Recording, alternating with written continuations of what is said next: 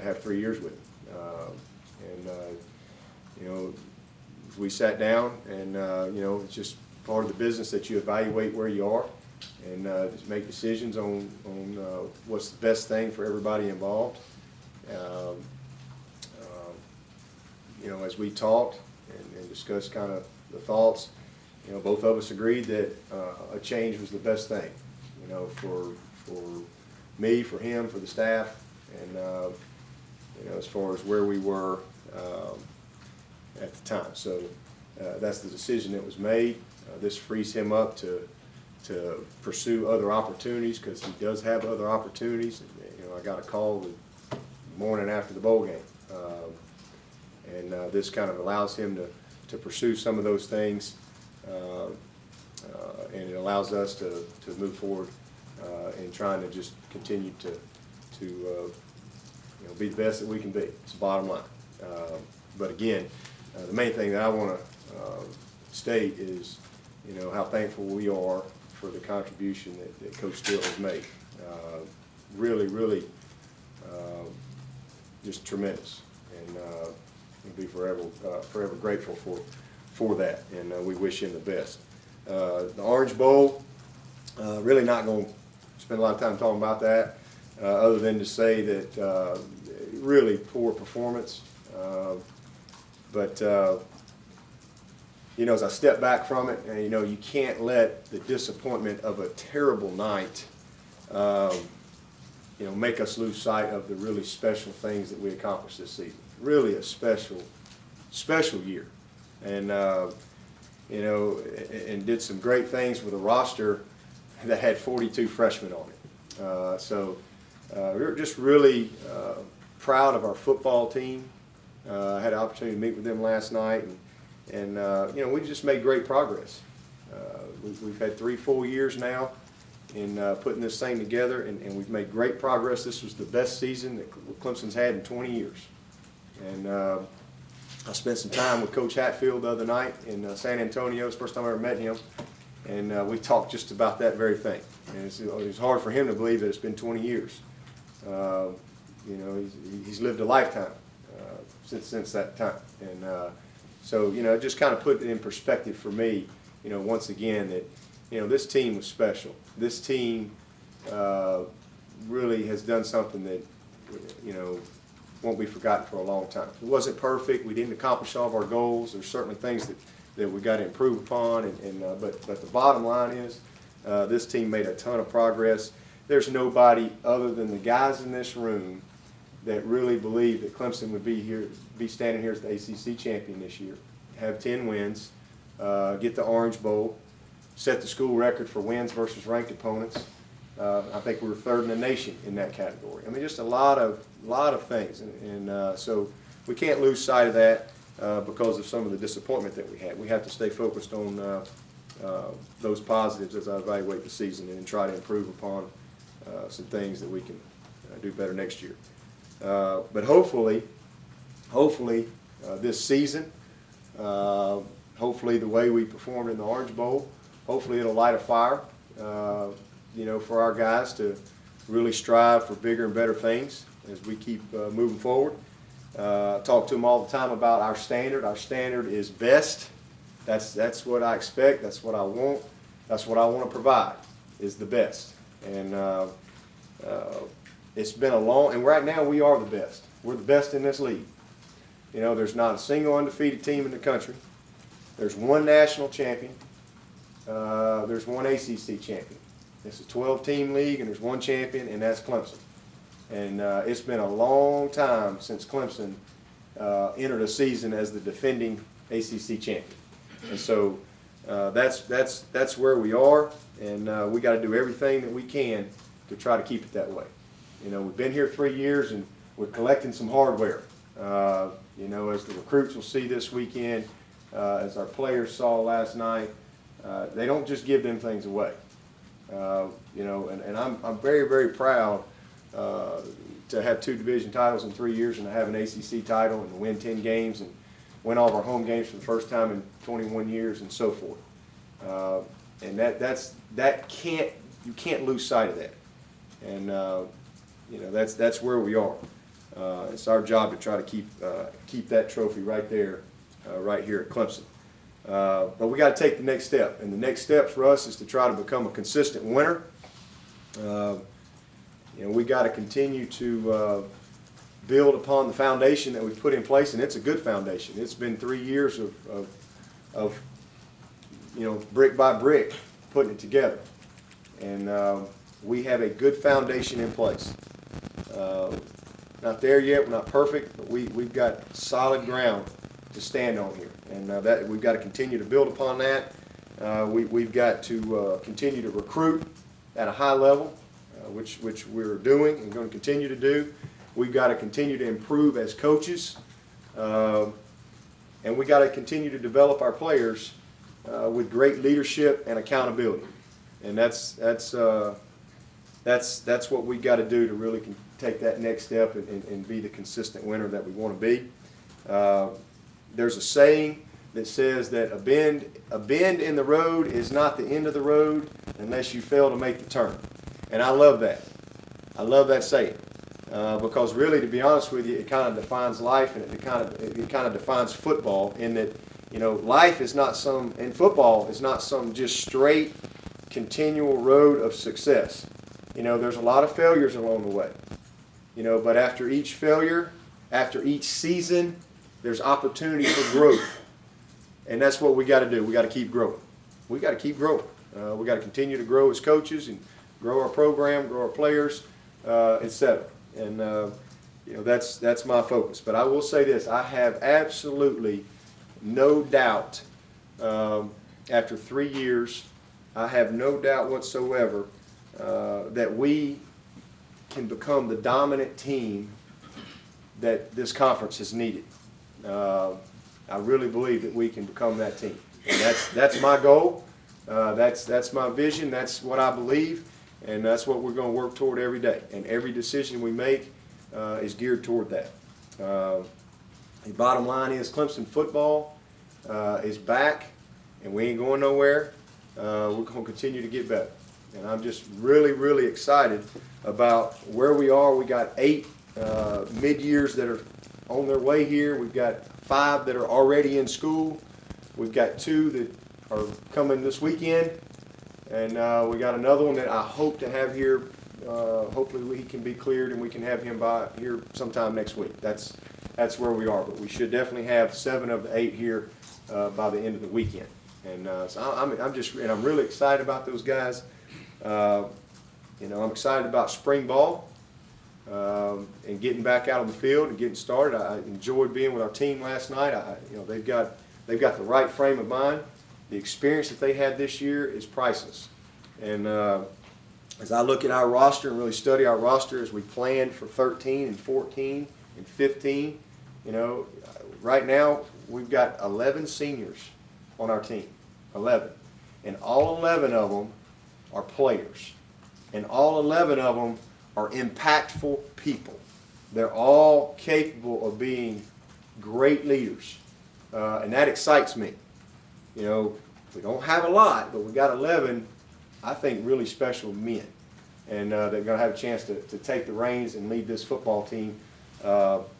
We got 13 juniors, and that counts Fagenbaum and Catanzaro. And so we're going to have 61 freshmen and sophomores on this team. 80% of our roster will be freshmen and sophomores. And that's exciting to me because I think that we've got the right kind of guys here. We got to grow them up. It's going to be a blast this spring because there's going to be a lot of competition and a lot of, jockeying. We're going to look at a lot of things personnel-wise and try to give ourselves the best chance to be successful. But it is fun to know that I really believe we've got a chance to make a run at Clemson over the next 4, 5, 6 years that Clemson hadn't seen in a long, long time. If we'll continue to be about the right things, if we'll continue to commit to the standard of excellence that we put in place, if we'll continue to grow the leadership and accountability, and maintain discipline in the program and all those type of things, I really think we got a chance to really put a run together here, that can be special. And when you sit there and you evaluate your roster, yeah, we're really young, but I think we've got good players, and they're going to be fun to watch grow up. So that's where we are. I think our future is very bright, and we've got a lot of work to do, and it starts now. It doesn't start in July. It starts today. Our off-season program is kicking in, and you know, once we get done with recruiting, the coaches will get re-engaged with our players. So that's where we are. The other thing I would mention to you is Dwayne Allen. I think everybody knows and has seen the statements and releases and all that kind of stuff. I just want to again just say how proud we are of him. What a tremendous example to all of us coaches of why we got in this profession. I mean, he is an example of why we got in the profession. To see, and that's my favorite part about this thing, is to see a guy develop into a man, and to mature and just learn a lot about life and be prepared. And he's prepared for whatever comes his way. He's going to be a great player, but Dwayne Allen's a good young man, and he's prepared to go have a great future. And you know, I really look forward to being with those guys. All those guys will be back this weekend when we celebrate at the banquet. And we're going to celebrate this team Saturday night at our banquet because this is a special group of guys. And you know, Dwayne Allen was a big part of that. Other thing I would announce is that Carlton Lewis, who really made a really good contribution to our team this year, is going to graduate, and you know, he wants to try to go play his 5th year somewhere. Obviously, that's well within the rules, and you know, but he is going to be a graduate and an alumni, and will always be a Clemson Tiger, and we just really appreciate the contributions that he's made. So that's the last thing I would announce to you, and with that, I will take your questions. How much did the Orange Bowl factor into the decision on Kevin? Not a lot. Not a lot. Coach, do you anticipate any other coaches leaving or moving around, or? Nope, I don't. Love my staff. Got a great group of guys. You know, unless somebody takes a job somewhere or something. But I think they're all pretty happy here. It's a great place to work, and we've got good players, good resources, and certainly no changes on my part. Have there been any calls about other coaches? No, not at this point.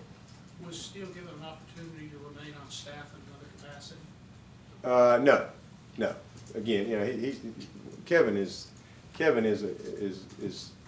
very professional guy. Understands the business, and you know, it just, here's where we are. You know, do we want to continue to move forward? Are these things that we can, you know, resolve, or is it best for both of us to kind of make a change? And that's really what it came down to. And, did you encourage him to stay? we didn't really get to that. It was more just, you know, here's where we are, here's my thoughts, and discussion, and you know, just resolved to that a change was best for everybody. So you urged him to leave? No, I urged him having a conversation, and we, you know, that's what people do. You know, that's every day in business. That's every company. I mean, you know, it's perfectly okay for two people to sit down and agree to disagree, and also agree that, you know what, we're exactly, you know, you're both right, and change is the best thing for me, for you, for everybody involved, and you amicably part ways, and you move on. That's kind of where we are. So the change then was because you felt you could find a better coach than Kevin? No. The change was more philosophical differences, bottom line. Philosophical in terms of scheme, strategy? Yeah, just philosophical differences. And those are things that again, you know, our conversation is not one that I'm going to sit here and divulge to you. I'm just going to tell you that we both agreed that a change was good. You can write what you want, interpret it however you want, and it was the best thing for us, the best thing for him, and he's got a great contract, which he's earned. That's where we are. He's still being paid then? Yes. So, he resigned according to the... No, he didn't resign. He didn't resign. We both agreed that a change was needed. We're going to honor his contract, again, this allows him to pursue some opportunities that he has to look at. And, you know, it was also the best thing for us and allows us to move in another direction. And so that's where we are. So he didn't resign and he wasn't fired? That'd be correct. But there will be a buyout of his contract. I mean, he'll get his full, Yeah, we'll honor his contract. There was an agreement that a change is needed. You can write what you want, say what you want. You know, we decided that we needed to have a change. And, you know, I didn't want to have to fire him. I don't think he deserved to be fired, but I do think that you know, we needed to talk through some issues. And, you know, at the end of that conversation, I just didn't think they could be resolved. And the best thing for him was to be able to pursue these other opportunities. The best thing for us was to be able to pursue other opportunities, and you know, that's where we are. So call it what you want. We're going to honor our commitment to him and move forward. What kind of, philosophically, what kind of defense are you looking for in terms of just approach? Yeah, we'll continue to be an aggressive attacking defense. We're going to continue to have that philosophy. You know, but you know, it's got to be the right fit for the staff that's here. First of all, I may stay within staff. I don't know. All options are on the table.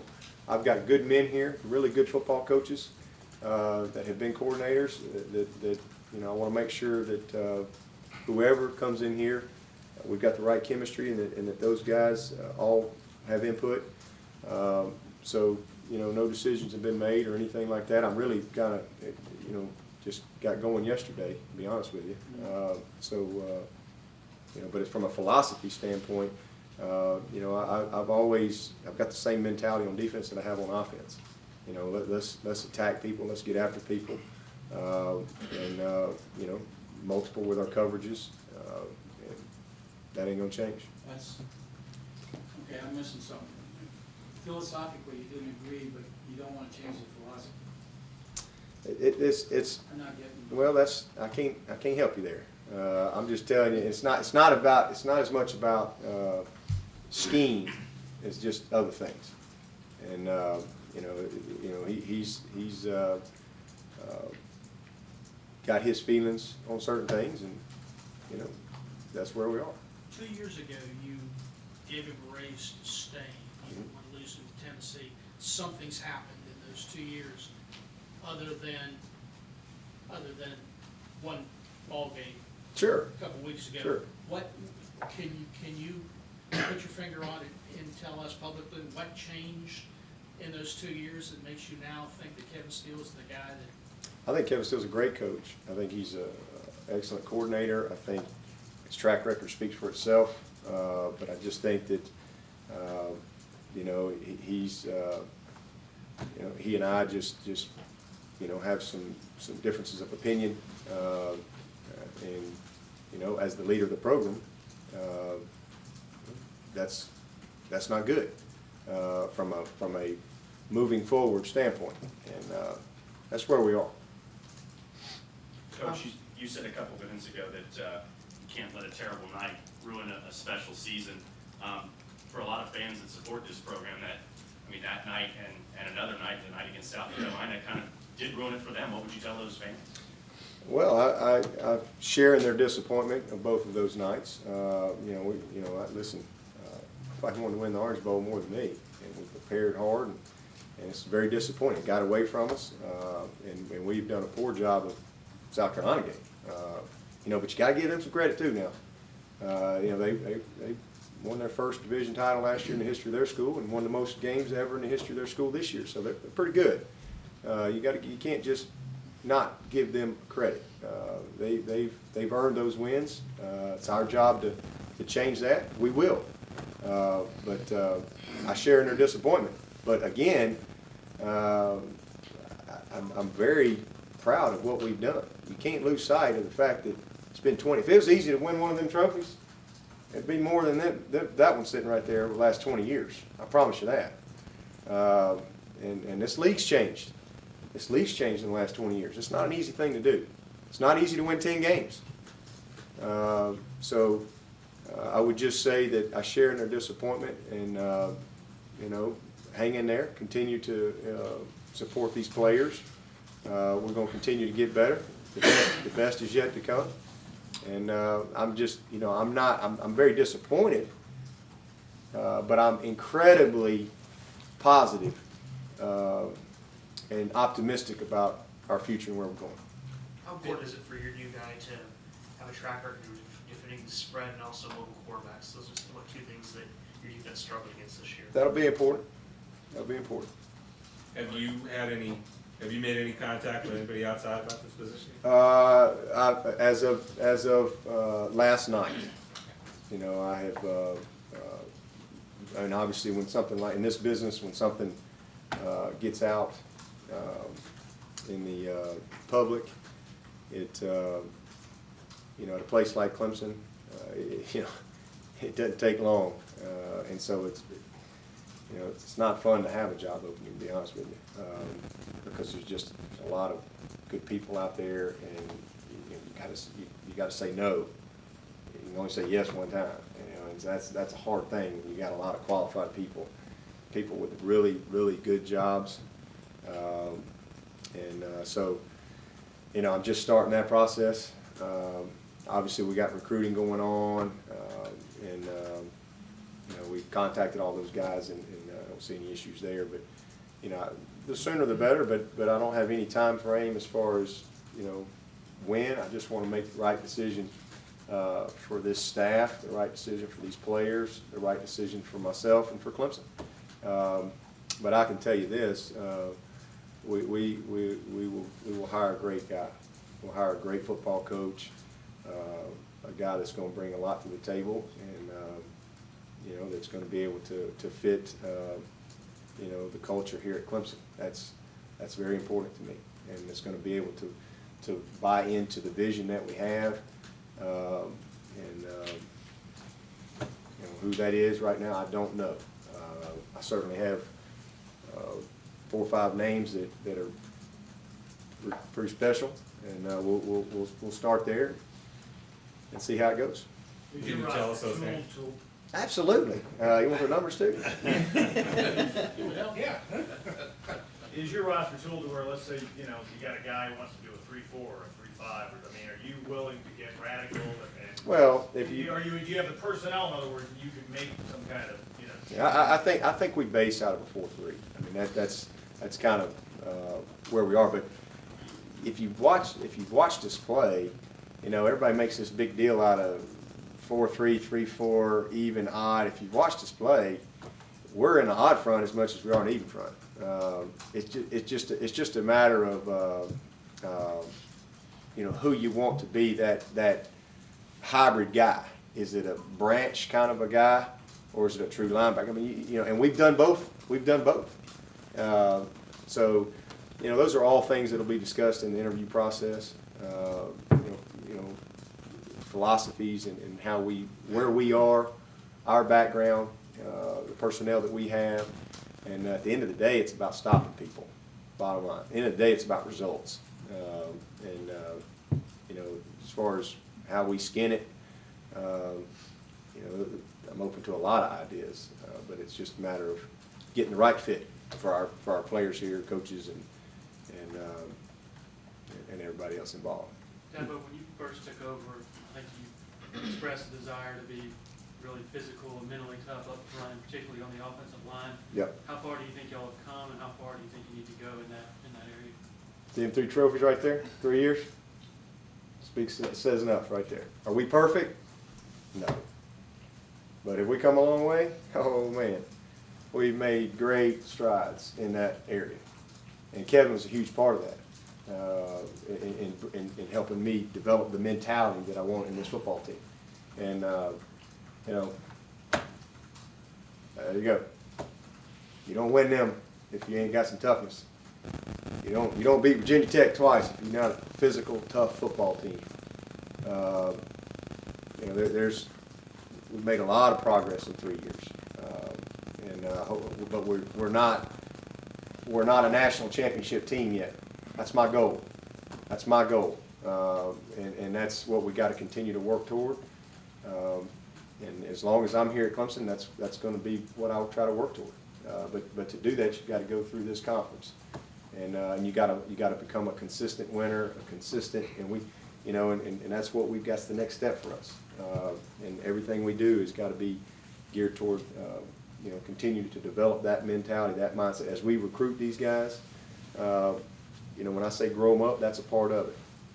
We got some guys that are really, really talented that ain't very tough right now. They ain't very physical. You know, and that's just a part of the process. You know, Landon Walker wasn't very tough or physical as a freshman, but he left here as a very good football player, really good player that's going to play on Sunday. You know, Chris Hairston started as a rookie for the Buffalo Bills this year. You know, the only lineman we lost. You know, I don't think many rookies go and start as offensive linemen in the NFL. In fact, the guy their scout was here yesterday evaluating Dwayne, Daryl Moody, that's kind of what he told me. He said, you know, we stole Chris Hairston in the 4th round. That guy, he's fast, he's strong, he's physical, he's got great feet. You know, he's up on the ground, he's never on the ground. It's the same thing we knew about the guy. And we got some more fixing to go. So yeah, we're developing our linemen, which was something that we haven't done. And if you look at us now, Thomas Austin, I look at him in the playoff game, snapping the ball for the, I think it was a bad snap, but he's playing for the Texans. I see Barry Richardson starting for the Chiefs. I see Chris Hairston starting for the Bills. And now you got McLean and Landon Walker. I think Price is going to get a shot. We got some other guys that are on the way. You know, that's where we've made a lot of progress. We've had that in the defensive line, and yeah, in 3 years we've made great strides there. You look at our defensive linemen. I think we're developing those guys. You know, Jarvis Jenkins is fixing to be a starter for the Redskins until he got hurt. You know, Daquan, you know, Miguel Chavis goes and makes it with the Steelers. Jamie Cumbie goes and makes it with the Raiders. And stuck with those teams, and you know, we got guys that are out there, and we got other guys that are fixing to go. You know, Brandon Thompson is going to be a high draft pick. Andre Branch is going to be a high draft pick. I think Rennie Moore is going to have a shot. You know, there's a standard that we've kind of set, and you got to be physically tough to be able to reach that standard. You got to be mentally tough. We've made great strides there, but still work to do. Still work to do. Dabo, with the hurry-up offense, do you have to change the way you grade defensive performance and look at counting statistics? No. That sort of thing? No. With more possession per game and more plays? No. Offensive job's to score. Defensive job's to stop them. Simple as that. If the offense gets the ball on the -1, we got to go score. If the offensive team gets the ball on the +1, defense got to stop. You know, that's simple as that. And what we got to do. Are you looking for a guy like Chad was last year, kind of a young up-and-comer, hot item, or do you go with a guy who's experienced, veteran? I don't think Chad was a young up-and-comer, hot item. I don't think many people. There were a lot of people real excited. You know, I'm just looking for the best guy. You know, yeah, if I was looking for the hot item, I probably would have hired somebody else. If I was looking for the guy that everybody said I was supposed to hire, it'd probably be somebody else here. I'm looking for the best guy. Simple as that. It might be some guy that has the tag or perception of whatever. I just want the best guy, the best fit for me and for the staff, the players, and everybody. You know who that is? I don't know. I got to go through that process, and I just ask that everybody will respect that process. And when we have a decision, certainly let you know. We can't wait to talk about it. And I really don't know. I mean, I've had some great conversation last night and this morning, but you know that's exciting to me. But I don't know right now. Two things. The amount of time we spent at the Orange Bowl, do you think that played any factor? There's players and No. coaches who wonder about that. No, we were there a day and a half longer in West Virginia, 2 nights. We got there on the 27th, you know, the late afternoon of the 27th. And we had great practice, listen, there's no excuses. We got our butts whipped. You know, we came out, they couldn't stop us, we couldn't stop them. You know, we turned that ball over, and we just never recovered. And that's just the way it is. We couldn't slow them down, and then when we had a couple, you know, next thing you know, you're pressing, get a couple of turnovers, the game gets away from you. You know, we had great. It's not like we just figured it out along the way. We put a lot of thought and planning and preparation. You know, hey, Coach Ford used to take his teams down there a week and to Daytona, and then go to a week to the site. You know, that's all. There's no excuse making. You know, we got our butts whipped, and we got to live with it, and we got to grow from it. And that's what we're going to do. There's no excuses. The other thing is, would you tell us if you called Brent Venables last night in Oklahoma? No, I wouldn't tell you that. Okay. Anything else for Coach, Coach? How does recruiting and familiarity with the region in the South figure into who you hire, and how does recruiting generally figure into when you want to make a hire? Well, recruiting is you know, recruiting background is a big part of it. Certainly not the main part of it when you're talking about your D coordinator, but you know, familiarity with the area is great. But you know, if you look at how we've grown over the last couple of years, as we've really gotten our recruiting, you know, where it needs to be, you know, our footprint has really expanded. You know, so we've become a little bit more. I mean, we'll always, you know, butter our bread. You know, South Carolina, North Carolina, Georgia, Florida, Alabama, Tennessee, a little bit of Virginia. That's kind of where we are. But if you look at some of the guys that we've got coming from different areas, you know, the main thing is that you have a guy who has a track record of being able to recruit, you know, at a high level. You know, that's the biggest thing. Now, it doesn't matter if he hadn't necessarily recruited South Carolina or North Carolina or Georgia, but if a guy's a good recruiter, he's a good recruiter, and regardless of where you pick him up and put him down at. And so, you know, that is a part of it. You know, what's the track record from just a recruiting standpoint? It'd definitely be something that we'll look at. Would you like to have somebody before signing day? Oh yeah, absolutely. I'd like to have somebody today. You know, but I can't. All I can do is follow through on the process and just make sure that, you know, and I'll know. It's like I knew last year. I mean, I knew. I just, you know, I couldn't deny my gut. You know, what I thought was the best thing. Even though I knew that it might be a little out of the box. But when I know, I'll know. And it might be tonight, it might be 2 weeks. I certainly can't imagine that it would be, you know, after signing day. I think it'll be definitely before that. But, you know, I'm not going to put any type of deadline on it. A lot of the toughness questions for Clemson fans go back to Joey Batson and the strength and conditioning program, and their websites, it seems like, dedicated to it now. That is a joke. You know, that's the problem right there. It's crap like that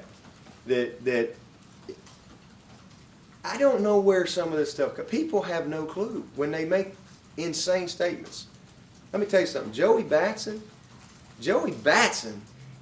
is as good a strength coach as there is in the country. And if people, I don't know where that stuff comes from. I have no idea. He's probably the most underappreciated guy we got here. I have no idea where all that garbage comes from. All I can tell you is, if he wasn't a championship caliber guy, he wouldn't be here. Because that's my commitment. He wouldn't be here. That guy is as good as there is in the business, and the way he handles our players every day, the discipline, the accountability. You want to know one of the big reasons why we don't have a lot of crap here at Clemson? Excuse my language. I'm sure that's a bad word for somebody. You know, it's because it's Joey Batson. Because these players respect him. He has a pulse on this team. He is incredibly loyal.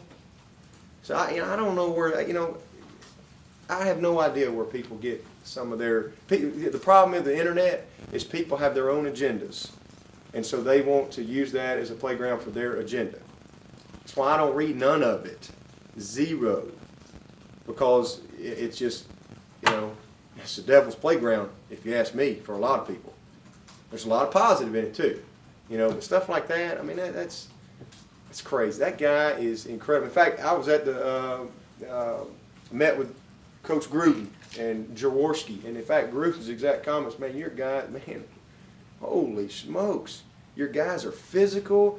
Man, they're lean, they look good, they're strong. Jaworski came to our practice and he stood there and he said, Coach, I don't see many teams that look like your guys.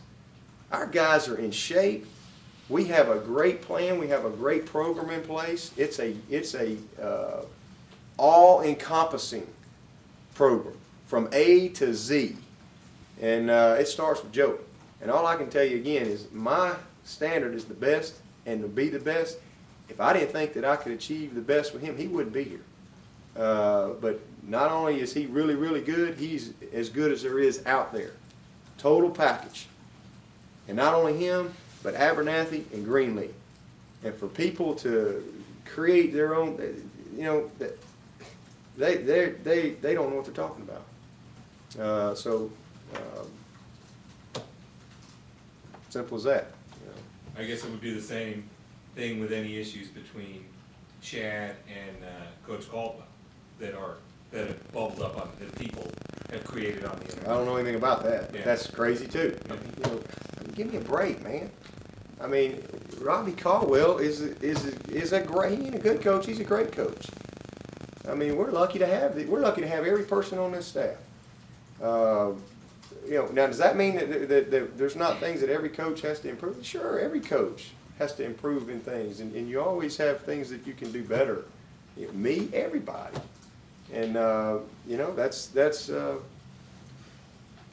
know I have no idea, and I heard that. That's a new one. Chad's. If you can't get along with Chad Morris, you got a problem. If you can't get along with Robbie Caldwell, then you got a problem. I can tell you that right now. So. One Yeah, thing, you said one at thing one that I'm point not clear this year on, that We'll get both in, so, Ed? one thing that I'm still not clear on, at what point did you feel that it might be time to make a change? Did it evolve over the conversation, or was it sometime between the Orange Bowl and the time you sat down with Kevin yesterday? And at what point did it become Well, clear? we talked on Saturday after the ball game, and you know, and I had already had some things that I was going to, you know, discuss before that game. You know, we won it 30-0. There were some things that I felt like we needed to get on the same page with, you know, I wanted to have that conversation in person. But we talked last Saturday, and then I went to San Antonio Sunday and was out there for the convention, and you know, really want to just get back and sit down and talk face to face. But the main thing I want to do is really remove myself from the situation, remove myself and really evaluate, and not just that, evaluate the season, evaluate you know everything, and you know, prepare to come back and address the team and all of those things that you have to do as a head coach. You know, as I really stepped back from it and took the emotion out of it and all that, and just, you know, evaluated some of the issues that I had, you know, I felt like that I really didn't have a decision until, you know, as far as what I felt like the best direction for me was probably Wednesday night. And then, you know, we met yesterday morning, and I really wanted to, you know, talk through some things with him. And, you know, at the end of the day, again, you know, it just, we both agreed, you know, we didn't really disagree with anything I said. We both agreed that a change was best. And that's just what we came to the resolution of. And, you know, we shook hands and, you know, thanked each other. And this, again, allows him to pursue some other opportunities without having to, because he's got other opportunities, and this now he doesn't have to balance the two, and he can pursue that. And, you know, because I think a change was best for us, it allows us to go ahead and start that process on this side. Were you fearful then by doing it, last year when you made the change in offensive coordinator, you moved fairly swiftly and got things in place and had things done pretty quickly. In this case, it's taking it time to think about it. Were you fearful that if you reacted quickly, it would be more knee-jerk and get emotional initially, and that's why you waited this long, or did things evolve in your mind? Yeah, no, I just again, there's an evaluation process that you go through as a coach, and I just needed to do that with myself mentally. I just needed to really think through everything, and again, not just that, everything in place. We had a great year. I mean, we had a great year, but I want to have a better year. I want to keep getting better, and so I've got to keep evaluating and say, all right, we want to keep moving forward in this area, this area, this area. I think that's just part of this business. I mean, everybody does that. It's no different here. I mean, in the NFL or whatever. I mean, it's just what you do. And sometimes people just walk in and say, hey, you've done a crappy job, you're fired, you go on. It's not the case here.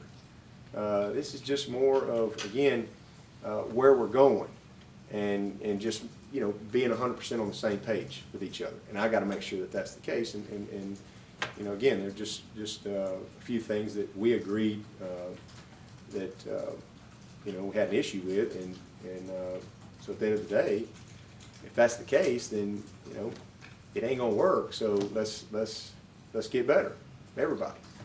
Dabo, That's where it is. how difficult was it to separate Steele's performance from the personnel on the field? Last year, top 25 defense with a lot of Again, this is his track record speaks for itself. It's just more about where we are today, and what I think we got to do to continue to get better. There's something he could have said in this meeting. You said you met with him yesterday morning. I mean, could he have said some things in that meeting that would have led him to be here? Well, I think anything's possible, but we're not. Again, I'm not going to sit here and discuss our conversation. That's private. Coach, moving forward, you were talking about the toughness, and from your eyes, it seems like it's not an issue, but you said you've got a little bit of work to do, especially with the younger guys going into next year. No, it's an issue, Well, but I we've mean, made a lot of progress. That was the question. I guess the question is, how do you prevent from losing the way you did this year? In those 4 losses, it was almost like, you hit Clemson in the mouth and you got them where you want them. How do you change that attitude? Did you watch the games? I was at all those. You watched the games? I was at all those games. I mean, I don't know if you might have been there, but you obviously didn't watch them. The way you played NC State, the way you played Georgia Tech, Carolina in the second half, and especially the Orange Bowl. Yeah. How do you change that mentality with your guys? Well, it starts, first of all, with taking care of football. We were 8-0 with 6 turnovers. We lost 4 games with a gajillion, and that affects everything. It affects your momentum, your psyche. Just come turn the film on and tell Brandon Thompson that he's not physical or he's not tough or whatever you're talking about over there. We got beat. I wanted to be 14-0. Did you predict us to be 14-0? Did I? Yeah. No. Okay. Did you predict us to be 10-4? I'm asking you a question based on. I'm asking you a question. Go ahead. Did you predict us to be 10-4? Did you predict us to be the ACC champion? I thought maybe, possibly. Okay. Well, you got to have a tough bunch of guys to get that done. This is a hard game. It's a tough game, and it's played by tough people. You don't win 10 football games at this level if you ain't tough. You don't go into Blacksburg, Virginia. If you're down, you have a hard time coming back. That's the whole. Well, we came back. We had the second largest comeback in the history of this school. We've been playing here 100-something years. At Maryland, 18 down. Came back from 14 down, I think 3 times. Never been done. Need to get your facts right. Okay. Coach, can I ask you a big picture question? Yep. Kind of And a this will be fan- the last. Kind of a fan question, basically, that I've been hearing a lot is, I told you at the beginning of the season that you would lose to your arch rival, but you'd play in a bowl game and get beat rather handily in a bowl game, but you'd win the Atlantic Coast Conference Championship. Would you take it? Yeah, because that's the standard, is to be the champion. Because if you're winning championships, you're making progress. And you can improve in all those other areas. Absolutely. Dabo, can you talk just a No, little bit we're about these gonna, 5 guys? I think I'm gonna call it off. I think we've gone long Oh, we're enough. just getting going. What's one more question? Okay, this is it. Can you talk a little bit about the 5 guys that you can talk about that you just signed, the early enrollers? Yes, enrollees? the guys What that- you liked about those guys? Yeah, the guys that I can talk about are Jay Guillermo, the center. Really, really excited about Guillermo. We think that the best part about the guys is we got a bunch of linemen coming in here. Obviously, we're going to have some transition in the trenches on both sides, and it's a huge blessing to be able to have them here in January and to be able to go through spring ball. That's like all of them being able to get redshirted. So that is huge for our program. Jay Guillermo is a center. We're really in a need of some depth at that position. He can play guard too, but highly rated guy, and we've just been excited about him. Been committed to us a long time. Same thing with DeStefano from over here at Norman. Really, I think brings the right kind of mentality into your program. He's a winner. He comes from a winning program. He's incredibly tough. He's smart. And football is, he wakes up every day thinking about football. And, it's you can't have enough of those type of guys. Same thing with Oliver Jones, Big OJ from down at 96. We think a great prospect. He's a guy that's just now kind of getting healthy again because he's battled through some knee surgery. But I'm really excited about him. They got size and athleticism, quickness, and the other guy that's here right now I can talk about is Zach Brooks. He's a top player in the state of Arkansas.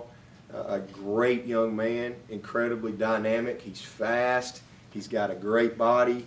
He's right at 6'2". He's going to be, I think, a 215, 20-pound guy as he develops and matures. I mean, he is a guy I'm really excited about. Catches the ball incredibly well. He's a guy I think that we can use in a lot of different ways. And then, how many is that? I can only talk about 5 of them. Is that 4 of them? Who am I forgetting? Oh, Pinion. Pinion, we thought was the best punter out there, and up there in North Carolina, and he's going to be able to come in and just really, I think, make an immediate impact for us. He's 6'6". He is a giant, and the ball explodes off of his foot.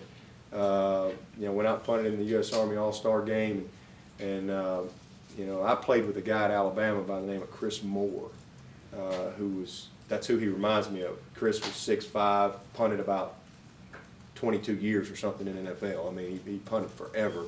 That's when I see him punt the ball, that's what I visualize is a young Chris Moore. So the fact that we get him, we're losing Dawson, who's a very good punter. We're losing him to be able to get Pinion here through the spring. That's again, just almost like being able to redshirt a guy. So we're really fortunate that we got this amount of guys, and then we've got 3 other guys that should be arriving that we're really excited about too. I don't think I can talk about them right now. I may can, but I'm not sure, so I just won't. Brooks, do you see him as a running back? Yeah, he's a running back. Does it matter? He's a running back, but he's got great hands. He's a guy that I think we can use. We can use him in a lot of ways. I mean, we can, like CJ, we can put him in the slide. I mean, CJ, you could just put anywhere. He had that type of ball skills and route running ability, and I think Zach will be similar to that too. And we got to improve at that position from a passing game standpoint as far as being a real threat catching the football. That's something that Andre is going to be challenged with, this spring, because he's got to be more of a threat and a factor catching the ball, and so that's an area he's got to improve his game in. You want to do one more time? No, that's it. Thanks, guys. Thanks. All right, guys, thank you. Thanks, Coach. Thanks, Bart. And we're going to try to win them all for you next year.